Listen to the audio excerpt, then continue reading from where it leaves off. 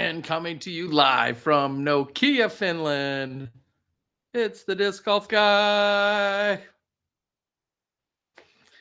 Hey, everyone. Good evening.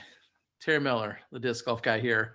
I hope you are well, and I also hope that all of this is working. I didn't necessarily plan on going live, and I figured, well, I wanted to reach out, say hello to everybody, and do my best to give you guys a little insight or update, or maybe even talk a little bit about what's been going on these last couple of days over here at the PDGA Major. Of course, I'm talking about the European Open, along with leading into that, the President's Cup. So I have to do some housekeeping things, as I always do. And with that, I need to make sure that everything is good to go. So I'm going to need somebody out there to go ahead and give me some kind of confirmations or update that everything sounds all right. Currently, I'm not seeing much of that. In fact, I'm not seeing that. Oh, guess it depends on what I click on. How is that working? I apologize. Everybody's just gonna have to bear with me for a moment here so I can get a few things updated, since I am doing this all on my own, and click around and do some things and do some more things. And normally, normally I see comments, and I don't know why they're not showing up. So I'm going to have to head over to another section, and hopefully I can see comments. And then from there, you guys can tell me if everything seems to be working all right. Or maybe at least that's where I can find it out for certain. Please bear with me for just a few moments here. I know there's nothing more exciting than sitting here watching me click on things. If I click on this and click here, funny enough, that was a click a little way. All right. Holy cow. There are people out there. I now see you. I apologize if things are a little bit blurry on my end. There's only so much I can do about it right now. So, yeah, let me make a post. Honestly, and I know you guys are thinking, why is this idiot do all this stuff once he's gone live? To tell you the truth, if I could do most of this stuff before I was live, I would. But now it's telling me things like Facebook's giving me a challenge. All right, so real quick. I think this is good. I think this is ready. I think this is scary. All right, so you guys, hey, EMAC, hope you're well. Congrats on your new appointment, assignment. Was it an election? Your new role. And we do need to talk about that sometime soon. Welcome. It is, I'm a little loopy. It is 12:48 a.m. on Saturday morning. So it's officially Saturday, July 23rd here. I am actually in Tampere, Finland. I'm sure I'm not saying that correctly, but I am in Tampere, which is located about 15 minutes east of Nokia, where the event is taking place. And I'm going to get to some of the event details, some of the other stuff that's been going on, but that is kind of the setup for where I'm at, what I'm going on. I'm in my hotel room, and had I known this was all going on, I would have packed a little bit differently, but nonetheless, we're here. Hopefully the mic sounds all right, and hopefully the camera, there's only so much I can do with these looks. And quite honestly, it feels crazy I didn't shower after a long day, but here we are. So yes, for starters, I'm going to lead with a quick story in that update, in that we've had 2 gorgeous days, by what most people would consider gorgeous days here in Finland. 80, 82, 85, somewhere in that neighborhood. Today, I felt like it was a lot hotter than that. I don't think it's humidity. It just felt warmer. Maybe it was because it was the second day of this straight beatdown. Whatever the case was, it was in the 80s today, and it was warm out there. Tomorrow, we're talking about much more standard temperatures and conditions for what we'd experience or expect here in Finland. And with that, I think we have temps that are pushing somewhere around, let me post that, temps that are going to be somewhere around 65 degrees. Hey, why sit and talk about this when I can maybe show you. Let's see if I can make some of these things work. If I do some clicking, you're gonna have to hang tight on all these clicks. Oh my gosh. I might even almost know what I'm doing here. And I'm gonna click on that, maybe. All right. Oh, great. I'm in another. Yeah, we'll proceed. Take a look at all my stuff. All right. So we are in, where are we? Yeah, I spelled it right this time. I apologize for the first couple, like for the first 30 hours of traveling here. I kept spelling Tampere, T-E-M-P instead of T-A-M-P. So this is what we're looking at. Who would have thought I would have been a meteorologist? Not me. Oh my gosh, I don't know what this means. Don't do this. Wow. 66% chance of rain in a couple hours. So right when we start basically the morning, thunderstorms, 86 percent chance of rain, 90, 91, 92. Yeah. Okay, so it's getting wet tomorrow. And it talks about thunderstorms in the morning. What is that going to mean in terms of possibly the women either not getting started or everything getting pushed back? I'm totally uncertain to that. I'm not going to make any predictions. I know last week or whenever that was that I was recently in Kentucky, we had these crazy thunderstorms that I didn't think that we were actually going to even play more golf that afternoon. And we ended up playing all the golf. And then quickly looking ahead to Sunday, it's showing, yeah, more rain, like rain throughout the day. That doesn't look nearly as bad on Sunday as it does on Saturday. However, it definitely doesn't look good. So, who knows what tomorrow's going to bring. And we're looking at temperatures, by the way, in the like 60s, 65, 63, 67 as a high, somewhere in the 60s. It better be a little bit chilly and it better be a little bit rainy so I can make good on the raincoat that I purchased just before coming to the event. Okay. So that's very much part of the storyline.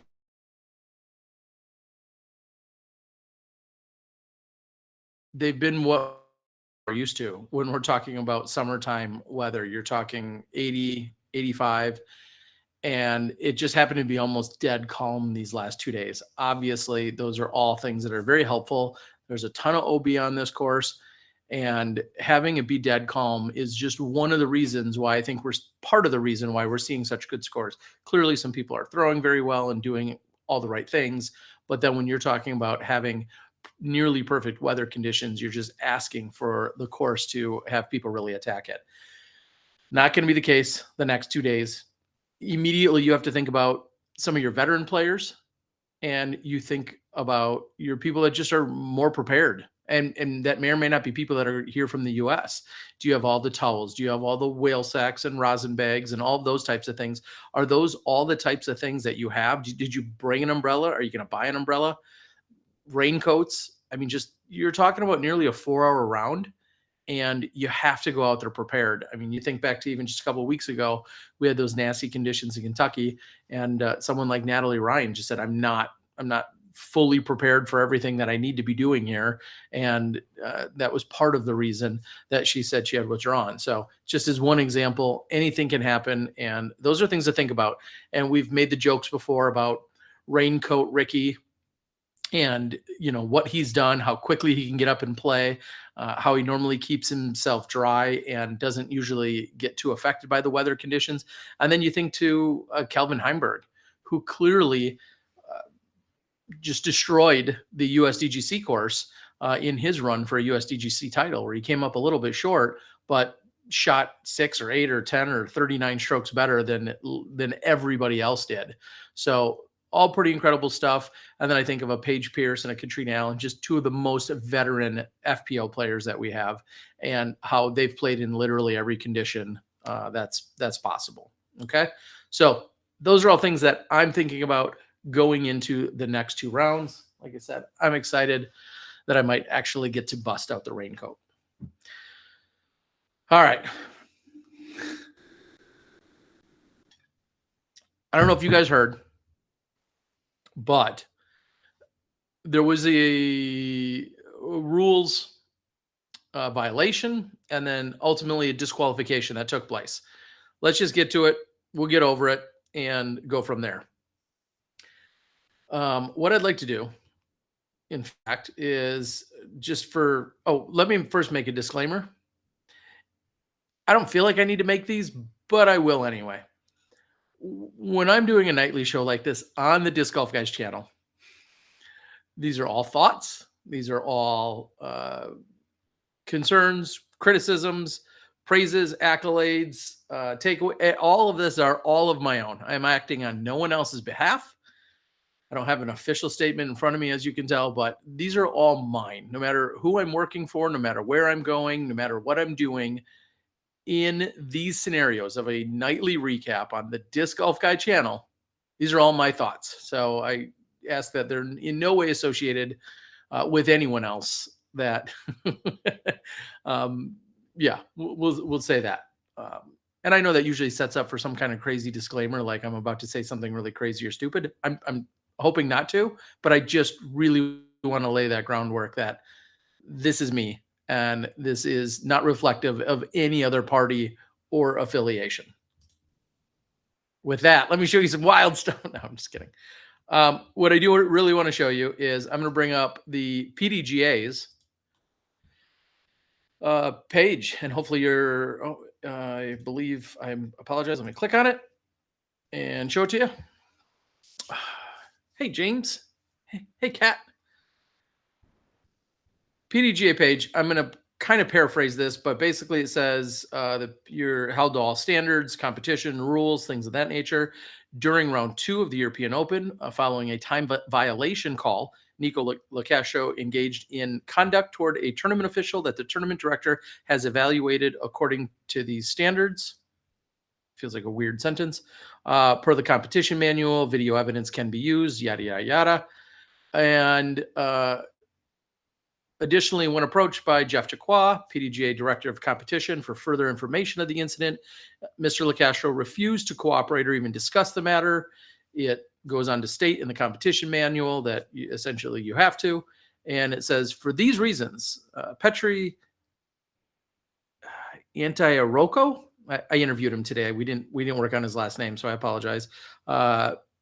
Petri said that, or tournament director of the European Open, has concluded that Mr. Locastro's actions were overtly rude and threatening toward the PDGA marshal observing his card. Therefore, Nikko Locastro has been disqualified from the European Open. The board of directors concurs with the TD's ruling. According to the PDGA policy, Mr. Locastro will also be referred to the disciplinary committee for further discipline action. So if you're unfamiliar, and I know this is about to sound crazy, but if you're unfamiliar with what happened, most of you have actually seen it and maybe even know it a little more intimately than I did. But the long story short is, as that stated, Nikko earlier in the round was given a warning for excessive time violation on the 18th hole. I believe the PDGA Europe representative, Mate, was still on the card. He was still marshaling along with the card. It was the third card or fourth card. And there was a camera on it throughout the entire round. He had called Nikko and stated that he went over his time in throwing what I believe was his second shot during hole number 18. And then after that had happened, Nikko had very much challenged him, essentially got in his face, for really a lack of a better term, got into his face, said a few words to him. Then Mate had walked away, and Nikko had then very much got, we'll say, in his face again. And they completed the hole, whatever had gone down, and then all of this had come to light.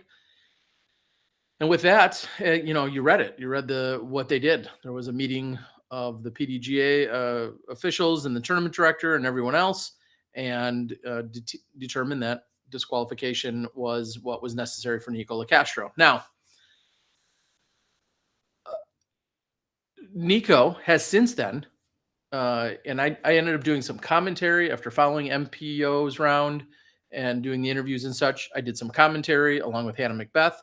And then by the time we were done doing commentary, which was a couple hours later, so it was 10 something here in Norway, there was then circulation of an apology by Nikko Locastro, a video apology along with a written statement. And, what I felt is a very, very sincere apology by Nikko Locastro. Now, and I think in all fairness, I'm going to go ahead and pull that up.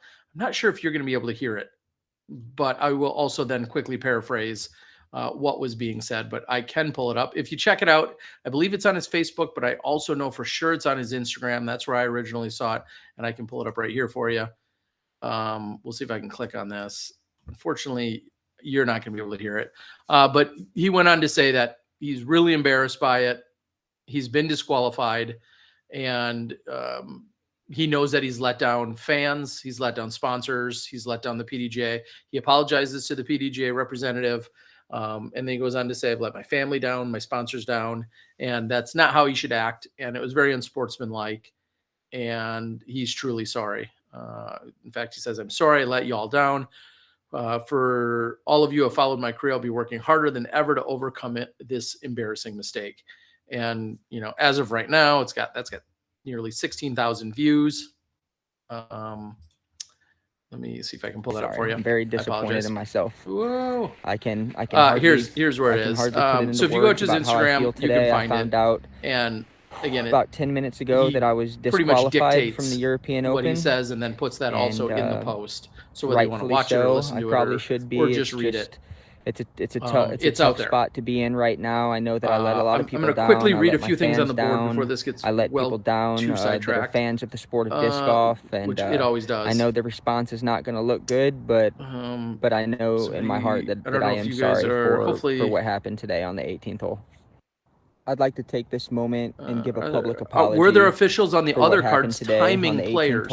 Anthony asked a question. I don't know. I know there were other officials out on the course. Truly disappointed in myself. I should have been more professional and handled that situation seemed to be of an issue, in a lot more positive way. I just want to say sorry to PDGA Europe. I want to give an apology to the official. I know he was just trying to do his job today, and that's why we have officials in the sport. In this case, I would say you're inaccurate. This was just not so a good happens look for me today. Didn't look good on camera, and all the time. All I could say is I think other players do as well. To ever see me in that type of light ever again. A little more awareness when one person does it consistently. Sorry, and that's any person that does it consistently. I'm very disappointed in myself. But I can. With that, nobody woke up this morning and was like, "Hey, how I feel today. I'm going to go follow that card because I bet you if I watch long enough, I can get me going on a 30-second from the European Open. If you're trying to think in that terms, I probably should be. The answer would be no.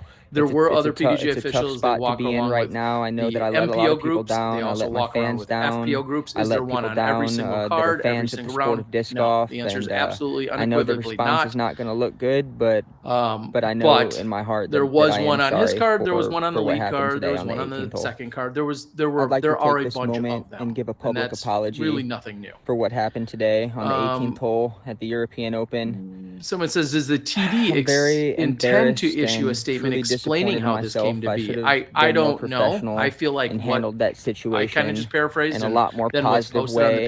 I just want to say sorry to PDGA Europe. I want to give an apology to the official. I know he was just trying to do his job today, and that's why we have officials in the sport. You're watching it on YouTube, which you must be. That this was not a good look for me today. It didn't look good on camera. In fact, I think all I could say is I don't want anybody to ever see me in that type of light ever again. I think I can go as far as posting sorry.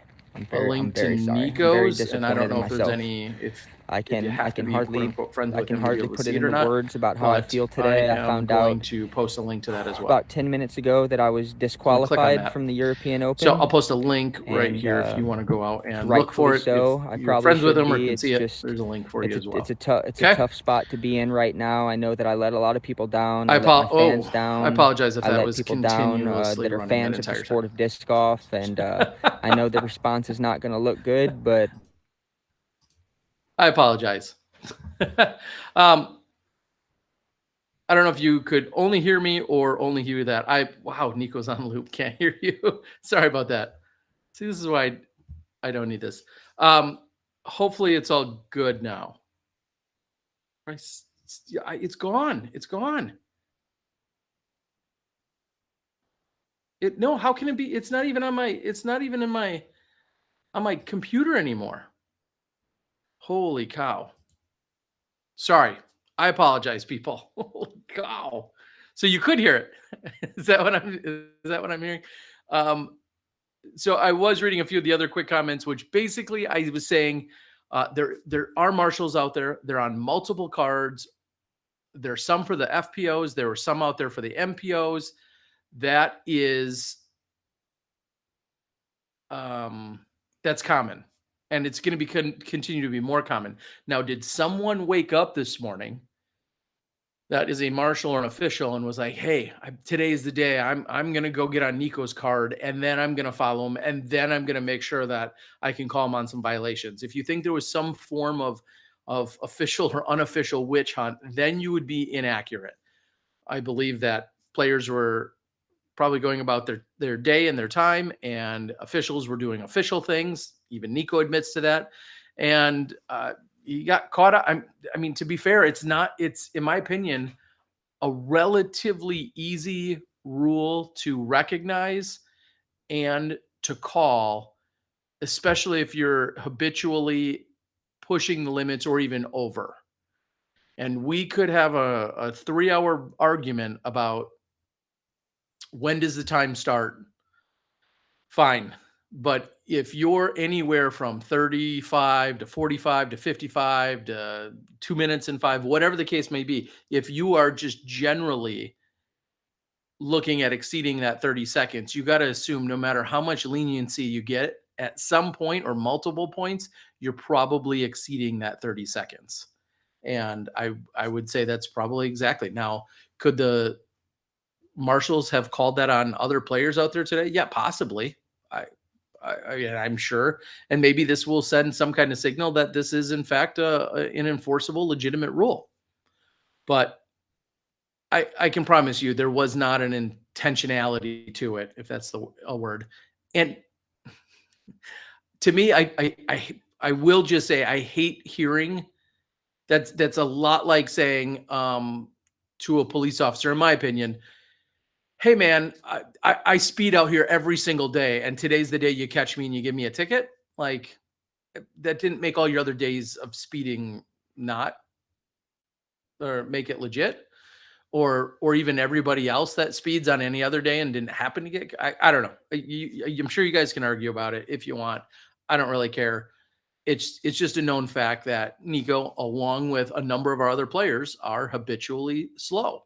And if that puts an X on your back and people are aware of that, I don't know who to blame for that except for the thrower themselves. So here's what I'm going to say about it. And I do really want to wrap that up. Nikko very much, as you heard by the apology, I feel like has very much owned it. I was really impressed that there wasn't a dispute. There wasn't him trying to maneuver his way around it or displace blame or anything. Like, I felt like he owned it 100%. And I feel like he owned all of his actions in terms of what he did. So I applaud him and I commend him for that. And I think we all know, there's this age-old saying of actions speak louder than words. So all we can do is see what happens from here moving forward. Now, I guess there's a two-part scenario though. Are we concerned about him exceeding 30 seconds, or are we concerned about how he treats and interacts with other officials? I mean, I guess you could say it's both, or it just so happened that one maybe really led to the other here. So crazy. Yes. Unfortunate. Yes. I know but there's no one involved that thinks there's any good of this situation. Absolutely no one. I know there was a very serious talk. I mean, we're talking about a PDGA Major, and we're talking about people that care so deeply and so passionately here in Finland, and then everyone else that's represented, and whether those are his sponsors or his fans or whomever, all that other representation that goes along with this. So it was taken very seriously. I hope this is just a building block that steps us into the right direction. Now, will any other disciplinary action come? I'm sure a lot of you are asking that. Obviously, that's not for me to determine, nor do I know. I'm pretty sure the process, I think it's laid out on the PDGA page, says that it will be put over to the disciplinary committee, and they'll take it from there, which is all standard operating procedures. Anything of this nature would do just that. Okay. All right. I want to, and hopefully I can. So I think we've put a bow on it. I think everybody hopefully can move on. I hope, really, as a side note to this, Nikko's significant other in Cat Merch was in the lead after round one, shot a +4. That was the hottest round on the FPO side, shot a +4, came back out today, which we'll talk about in a minute. But really, my hope is that this doesn't provide a distraction or too much of a challenge for her, as I know they're traveling together and are partners. I just hope that whatever it takes, she can find that focus and she can continue to move on in a positive direction, because clearly there's going to be chatter about this that's going to be going on, not just today and tomorrow and the next day, but for a while. So hopefully, for Kat's perspective as well, I hope that she finds her own solutions and inner peace and everything else so that she can play some good golf. Okay. Now, real quickly, I'm going to see if I can, let me see if I can click on a few things, because that's what I do. I'm going to bring this up, put it there. I don't know if that's actually going to work the way I think it is. Let's see if it does. Oh my gosh, it does. And I'm going to have to check the comments to double check that this works, because now I'm going to click on some UDisc information. And if you guys can give me a confirmation that everything still sounds fine. Okay. Real quick, and these are going to be a little bit quicker than if maybe I get at this tomorrow night. Again, it's already after 1 a.m. I'm not necessarily trying to read the chat. I'm just trying to make sure that if there's people yelling at me for very legitimate things, then I want to know about it. That's why I'm more concerned about looking at the chat. You guys are my one man or one crew sounding board. So I appreciate it. Okay. Real quick, let's touch on some things. I'm going to quickly recap round one on the FPO side, because that's what we were just talking about. This doesn't quite sort it the right way. Here we go. Cat Merch was your leader after round one. Catrina Allen was one back of her at 5 over. Katie Tati at +5 as well. And then Heidi, I'm going to practice this because I just said it in commentary 300 times. Heidi Liney, that's what it is. Shot a +5 as well. So that's who was on your lead card after round one. Look at where most of the scoring is. I know I always say this when I look at UDisc, but look at where most of the birdie scoring is taking place. Everywhere from like holes 5 to 9. Those are your most common sections, at least on the FPO side. If you look at everyone in the top 8, almost literally every birdie came in holes 5 through 9 or holes 5 through 10. Evelina, Yenny, Henna, and Paige all were on your chase card, and that's what we saw. So scores range from +4 to +8 on your first 8 players. Then we're going to quickly jump into what we saw today, and are you kidding? Like, look at Evelina Salonen. Just crushing it, not only taking care of the front 7 at par, but then scoring really 8 through 10 and 11, and then picking up 1 bogey on 16, but then getting birdies on 14 and 18. And I know this is nothing more than happenstance, but when you take a look at -4, keep that in mind. Well, first of all, I'm going to click here. And I want to look at what that was rated.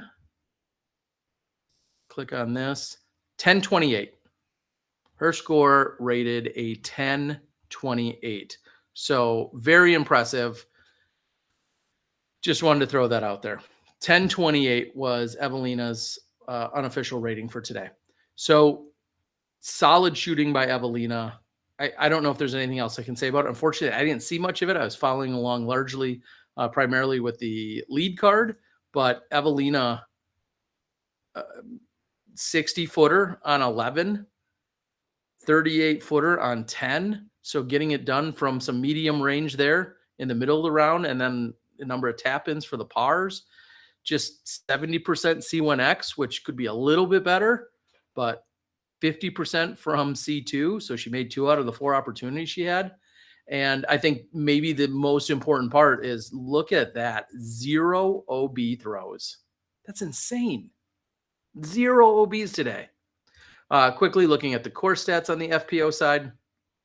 I like to look at the averages. The average score on the FPO today was 9.96. The average overall score, hole 18 and 16 played as the 2 most difficult. No surprise there. And I believe we have an OB counter. 67 OBs in round 2 and 79 in round 1.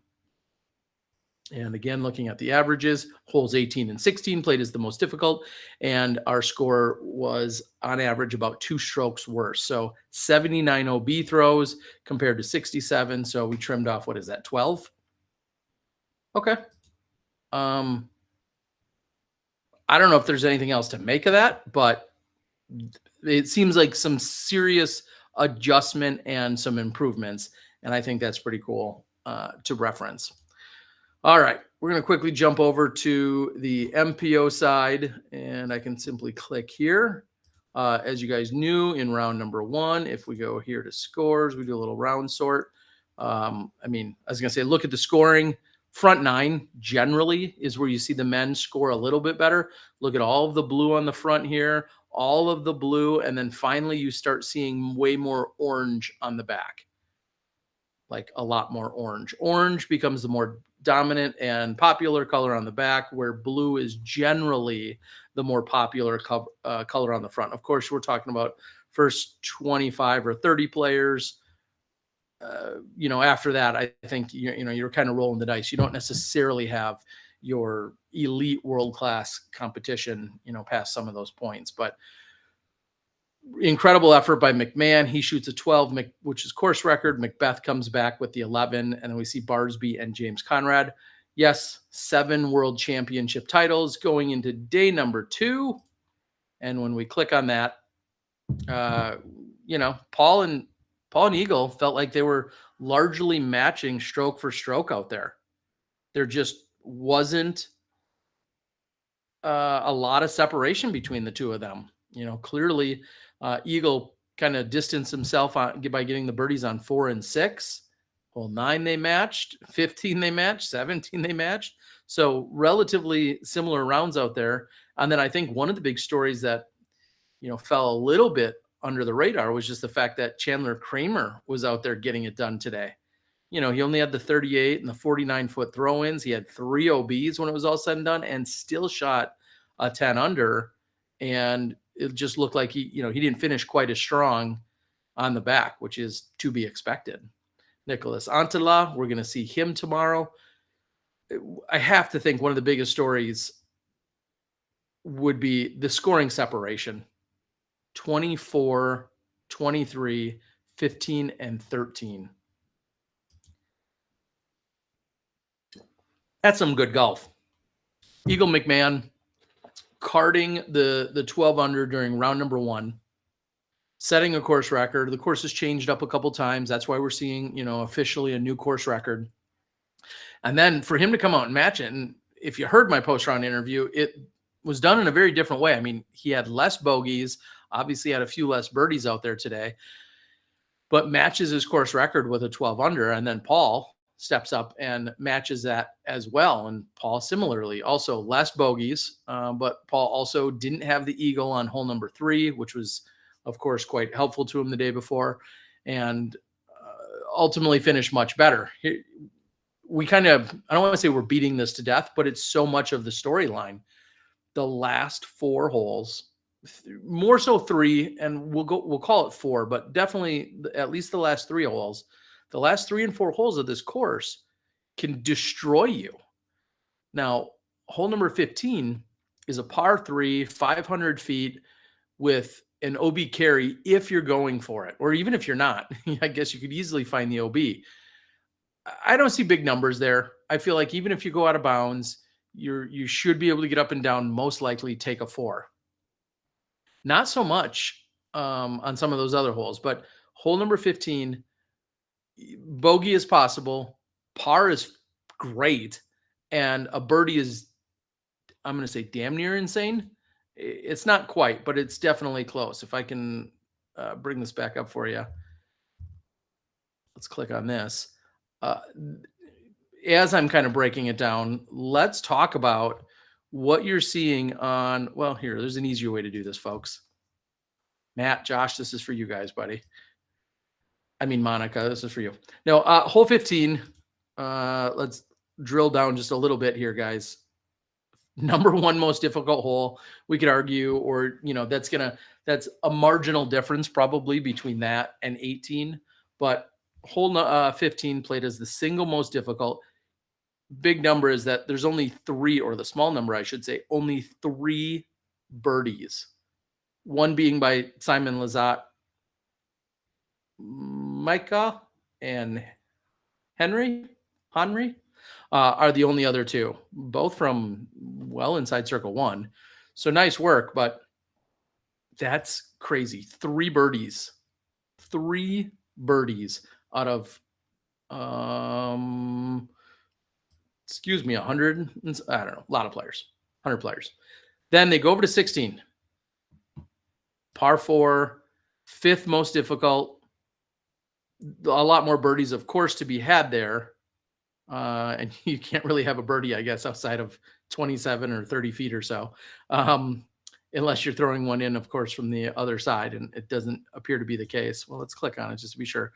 Wow. Simon Lizotte takes the only birdie on 15, but then has the longest possible putt on 16. Somebody padding his numbers here. Can you be circle 2? I don't know, but either way, Simon Lizotte did not follow up his birdie very well. I guess that'd be a fair statement. So plenty of birdies there, but also looks, 5, 6s, 7s, 8s, 9s, whatever. Big numbers to be had. 5th most difficult. 17, 3rd most difficult. Just 4% of the field had birdies. Crazy. All from, 3 from circle 2, and then a park job. And then 18, 2nd most.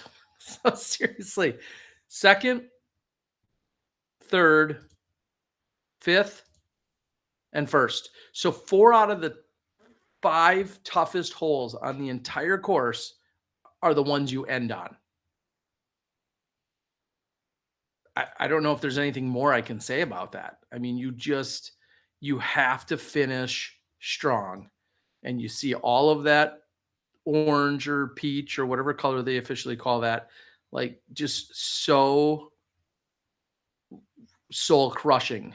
I think one of the big stories for me about how those 3 holes finished up today, or those 4 holes finished up, again, I said it to Paul, during run number 1, he played 15, 16, 17, and 18, or really just 16, 17, and 18. He played those 2 over. Today, he played those 3 holes 1 under. So he had a 3-stroke improvement and ultimately improved his scorecard by a single stroke overall, but certainly a much stronger finish. I do like the birdie on 16. I'm perfectly fine with a par on 15. I like the birdie on 16 for most of our top level players. 17 is clearly a toss of a coin. You have to be super aggressive and throw a great shot. And then 18, we know anything can happen. I do think that the birdies are definitely possible, way more so than on 17, but maybe only if you need it. And that's something you have to keep in mind, is what is it going to look like? And to me, one of the biggest takeaways on hole 18, and this is going to be really important, in 40-ish hours, what does the leader or near leader need to do? And can throwing all the way up and then possibly just going out of bounds and being okay with going out of bounds up near the basket, is that a strategy? Or do they need to just feel like they need to chip it up the fairway? Or do they need to go for it? I mean, these are all the scenarios, of course, that are going to be determined come the final group during the final round on Sunday. But I do think about someone's strategy. They should be thinking ahead of, if they throw their first shot inbounds, hey, can they just throw it as hard as they want, go OB past the basket, and then possibly either be paying, can they get there? Can they be playing that for a par, or is it good enough even to take the bogey? I don't think it's the dumbest strategy in the world, seeing the OB near 18, of thinking ahead to, hey, maybe throwing OB isn't the worst thing in the world as long as I do it in the right spot. Now, clearly, nobody's intentionally like, hey, I'm lining up. I'm not an idiot, people. But I'm just saying, think about where that OB is. And just like any other fairway, there's a good place and a bad, there's a good place and there's a not so good place to make your mistake. Or there's a good, a not so good, and a terrible. I mean, whatever the case is, you need to have that assessment walking into 18 and say, hey, if I miss this shot, I need to miss it long or short or right, or whatever the case is. You need to be playing that to your strength. So that to me is just incredibly crucial for some players to be thinking about. And that's where you lean on the expertise. You look at, if somehow, a Page and a Cat make things more competitive against an Evelina, who they have a huge deficit to right now, that's where some of that veteran savviness might come into play. Or, of course, Paul and Eagle right now have been around long enough. They have plenty of strategies, but those are things that I know they are thinking of coming down the stretch. So I don't know. I think it's crazy what we've seen. And I'm sure Stat Mando will be assisting at some point or another. But what we're seeing with this separation so early on, to me, has been, I'm going to say, a little bit even surprising. Looking at Eagle McMahon and Paul McBeth, they're sitting at 24 and 23 respectively. They have 8 shots on a relative newcomer to this scale and this scene. He's been around for a while.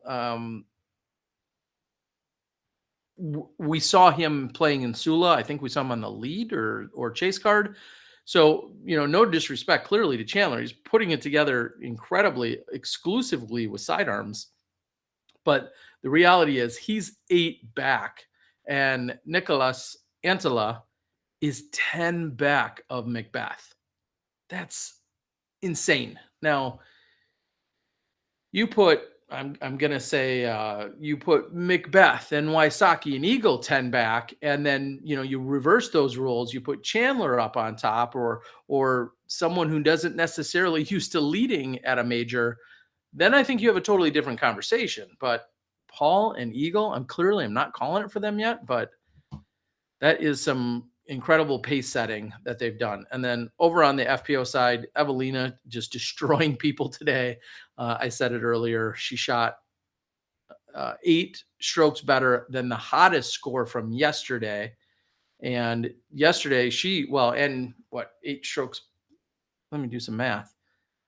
So she shot a 4 down. So she was at +6 and then turns around and shoots. So she shot 10 better herself and shot 8 better than the hottest round. So again, it's not a fair comparison, but it is in this weekend only because they happen to be playing all the same tees and all the same layout. I'm just going to take a look. Evelina's, a better place to do this, actually, I apologize, will be on the PDGA's.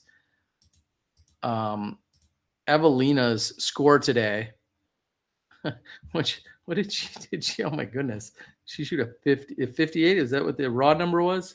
I get confused. She shot a 59.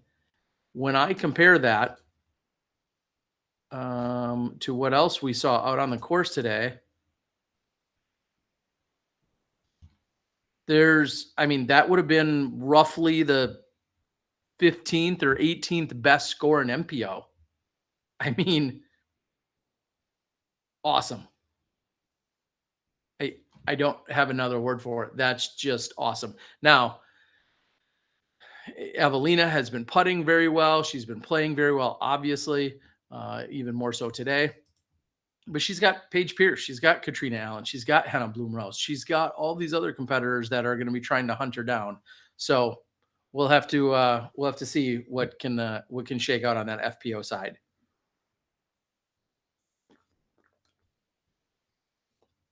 I think this is a I think this is an alcohol-free cider, which yeah, we'll go with that. I had a few minutes at the store, so I just grabbed something. And apparently Scotch ales are not popular anywhere in the world. So that's what I saw. A couple other quick updates. FPO and MPO post-production footage is, I believe, all released as the pay underneath the pay-per-view package. I think after a certain period of time, I don't know if that's 30 days or 90 or 300. I don't know what it is. I don't make any of these decisions. After a certain point, I think it might be released to the public on the YouTube channel. But if you want to watch the condensed post-production coverage, that is available on the Disc Golf Network, or it will continue to be available on the Disc Golf Network under the pay-per-view option, which I think was $10. That got you the President's Cup plus a whole bunch of other interviews and bonus footage. And then it gets you the next day post-production, which is something else we've been working very, very diligently on to get that completed. And whether it helps or hurts your decision-making on the FPO side, it's been fun for me in that I've got myself and Hannah Macbeth have been doing the commentary, and on MPO for the week, I believe it's going to continue to be Big Germ along with Nate Perkins. So that's all out there. I believe they at least have all of round 1 has been released, and round 2 will probably all be released tomorrow. It's probably final edits and renders and all that stuff right now. So there you go. Believe it or not, I'm not going to let this ramble on for hours tonight. So I would like to go through. I'd like to read a few more things of messages that had come in from you guys. And it's so crazy to also think about how it's, what time is it? Like 4, 5, 6 o'clock? That's what you should put it in. Put it in the chat for me right now. I should have a giveaway, shouldn't I? I don't have stuff in here to give away. But when I get home, I can have a giveaway. Put it in the chat. City, state, time zone, I don't care. But tell me what time it is and where you're at. And if there's time and I'm not fully out of my element, would you guys like to see some kind of recap show, maybe even tomorrow night? I know tonight there was a little extra conversation to be had that I really did want to touch on and quickly address and hopefully squelch any rumors or hearsay. But yeah, if you want it, let me know. 6:30 Eastern, 1:30 in Finland. You're supposed to be in bed. Texas, Philadelphia, Cali. I love it. 5:30 Central. Yep. Tampa, Florida. Oh, great. Minnesota. You guys are coming from everywhere. I really do appreciate you guys. I think a couple people super chatted. I super appreciate that as well. And I do apologize again for letting that Nikko loop. I didn't think he was playing at all, obviously. And I went to just let it continue to go. So I want to read a few things. I'm going to kind of quickly skim and see if there's other things that I should be addressing. Article received reprobation. Okay, you guys are talking about Bradley Williams of old, like many years ago. Excuse me. Nikko, I know you guys have sounded off. I think probably largely. I guess I would be curious because this was asked of me. And it's not for really a discussion. It's kind of like a straw poll. Maybe I can actually do polling. Oh, yes. I even got some kind of porn. I don't know. Spam bot. That's the word I'm looking for. I don't know if it's porn. It's just a spam bot. That's one thing I would like to know. Do you guys, and it really requires a yes or no. This is a straw poll. Do you feel like the situation that came up today with regards to Nikko and then therefore the disqualification, do you feel like it was appropriately handled? I'm not reading a book. I literally just want a yes or no. And it has no bearing and I won't be reporting it back to anyone. I'm just kind of curious as to if what you saw and then the reactions and everything else, give me a yes or no as to whether or not you felt like it was appropriately handled would be the question that I would ask. All right. Terry, Gateway just announced they're suspending Nikko pending an investigation. Are you being serious? That seems, I don't want to say that seems like a stretch. Are you trolling me? For those that don't know, and the reason why maybe I had the reaction is Gateway Disc Sports. Is that there? I don't know where it is. I'll look for it. Gateway Disc Sports is, in fact, Nikko Locastro's. See, you're being jerks.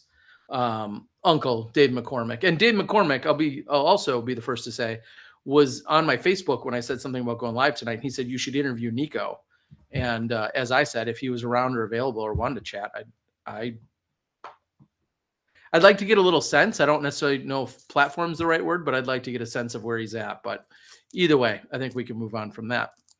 Why isn't Johnny V a mod? That's a good question. He probably should be. I don't know if it would help much. That is a very legitimate question that I honestly do not know the answer to, which is I want to know if he'll be allowed to be on the bag. I don't know about that. Let me see if I can do this quickly.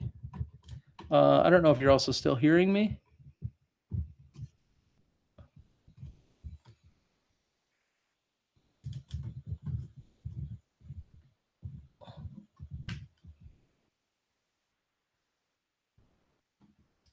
I'm not sure if I cut out or not, but if I did, I apologize. Bit of dead battery. I don't have a cord that I thought I had along. Oh, hey, good. You could still hear me. Anyway, that's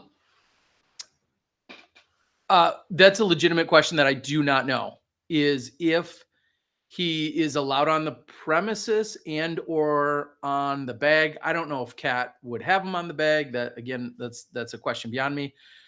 I don't know. There is a slight chance. Again, I didn't ask these questions. I was doing commentary. Normally, I do feel like I know the scoop. I am uncertain, and maybe that's a question. I don't know if there's any PDGA people that would love to just quickly give me a yes or no or any other information as to whether or not. I'll keep my phone near me. So if there's any people I know that could remain anonymous, but that would be in the know, maybe they could let me know. And if so, I'll report it to you guys. Yes, I'm back. Back up, sucker. Until the PDGA starts forcing rules consistent, rules violations must be called. And yes, it was handled the way it needed to be. Still hear you. Okay. Why are my batteries dying? Maybe they're sending me the hint that I do not belong. Well, I think I belong in life. I just don't know that I belong here doing this now tonight. We're going to see if this is it. Did that work? Seriously? My 2 for 2 on replacing batteries. Oh, that one doesn't show a lot of time. So that means I don't have a lot of time, which is all good. That I should be calling it a night. I'm going to look at any other quick notes. Somebody else did just send me something. Okay, so there was an update just saying that on Facebook that Gateway does not condone the actions and behavior of our mixed bag sponsored player Nikko Locastro. Effectively, immediately, Nikko's contract with Gateway will be suspended until a full investigation surrounding the incident can be conducted. We apologize to the DGPT, the PDGA, so on and so forth. Okay, good on them. Yeah, that's what I could say to that. Batteries are saying T-. Yeah, I know. Tear Bear, do you think that tomorrow might be canceled? I don't know if canceled is the right word, as postponed is the real word. Would they be postponed? I don't know Finnish weather. I don't know thunderstorms here. So I can't speak to any of that or any of the tendencies or likelihoods. But it is a 4-round event. And so if play starts tomorrow, then whatever happens during play will then get carried into and will continue on. So I'm just going to make up a hypothetical for you guys. I hope I'm right. Let's say the FPO players get out there and they get through 7 holes, 7 through 11 holes, or whatever, the whole division. And then they don't throw another shot the rest of the day because of thunderstorms and rain. They would not cancel what happened for all of those competitors and start fresh, so to speak, on Sunday. It would be a continuation from everything that had happened in those first 7 to 11 holes. It's obviously same set of the MPO field. It always takes precedent, and we've heard this in a lot of different ways, but it always takes precedent to complete a round rather than to try and start a brand new one. And so that's just something to keep in the back of your mind. If there is some kind of thunderstorms or anything of that nature, I guess that's what I would say to that. I'm continuing to check any official or unofficial notes from my PDGA friends. I just want to know as to what that might mean in terms of being present. I'm back. Where did you hear that? Takeaway, long to make decisions. They take rather get a blah, blah, blah. Okay. They have paused play earlier at EO due to weather. So there you go. Due to thunder. Yeah, Clash Disc, another one of Nikko's sponsors, it says has put out a note as well. I'm sure you guys can go all find that. I don't know if I have anything else. We've got to get up in a few hours. We're going to go watch the FPO action. I'm guessing it's very odd for a lot of you to be watching, depending on what time zone you're in. Some rounds are a little bit easier to consume live than others.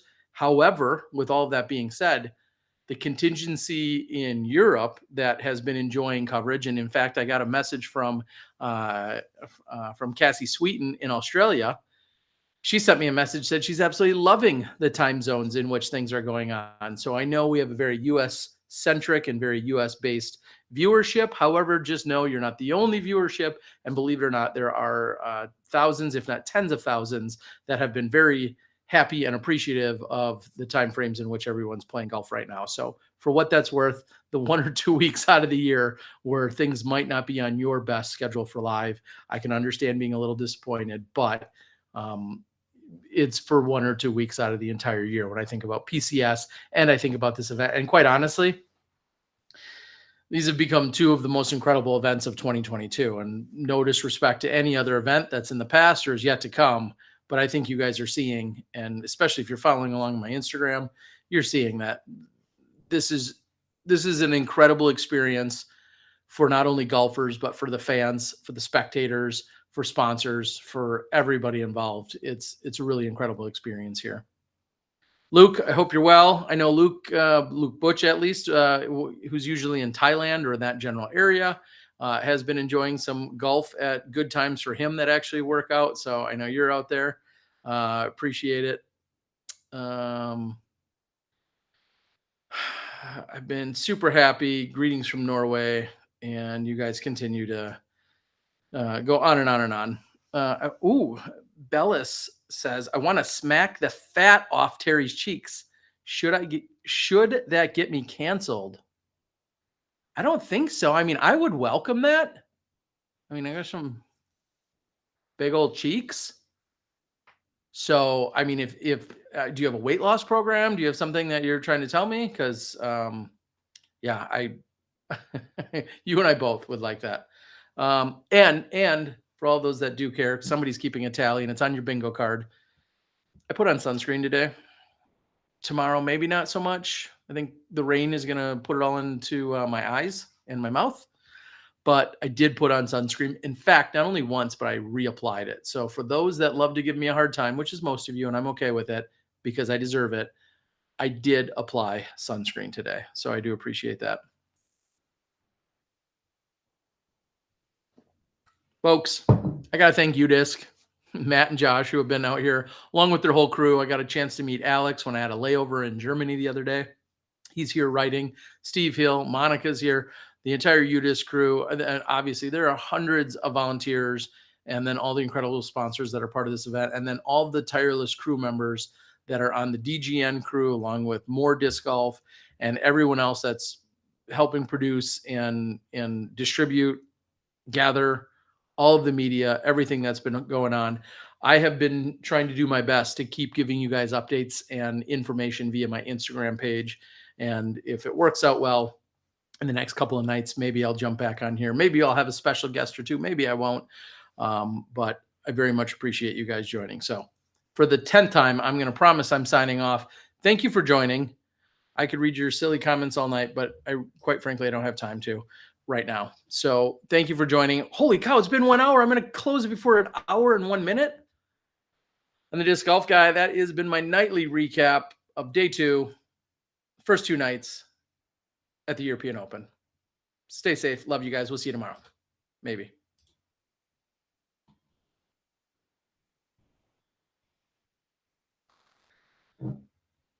That's done. Whew.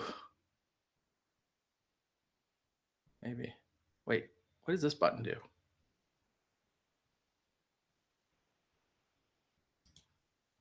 Click?